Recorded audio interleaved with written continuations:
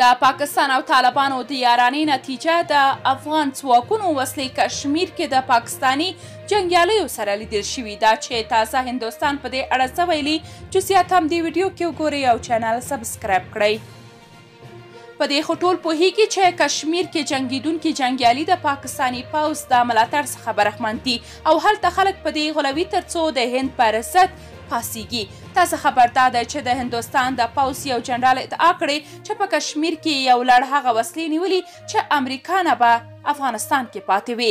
هندي جنرال اجای چندپوریا وایي یادې وسلې هغو ترهګرو نه نیولي چې په کشمیر کې د نفوذ کولو هڅه کوله. نوموړي کشمیر ته په افغانستان کې د پاتې نورو پرمختللو امریکایي وسلو د لیږد او په ترهګریزو فعالیتونو کې ورڅخه د کار اخیستو اندېښنه هم څرګنده کړې ده.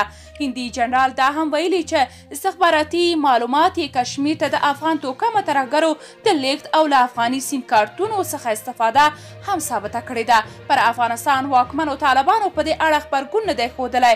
د طالبانو له واکمنېدو وروسته پاکستان ته د امریکا د پاتې وسلو او تجهیزاتو د پراخ قاچاق او لیږد ادعاوې شوي. یوې پاکستاني رسنۍ خو دا هم ویلي و چې دوی له طالبانو سره د دغو تجهیزاتو د پیرلو هوکړه هم کړې او په هر قیمت چې وي امریکایي تجهیزات به پاکستان ته لیږدول کیږي.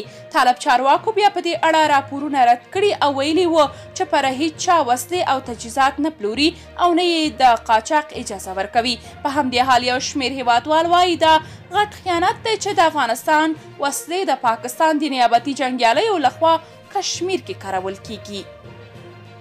تاسو که د دې موضوع په اړه کوم نظر لرئ کمنټ کې شریک او چینل سبسکرایب کړئ.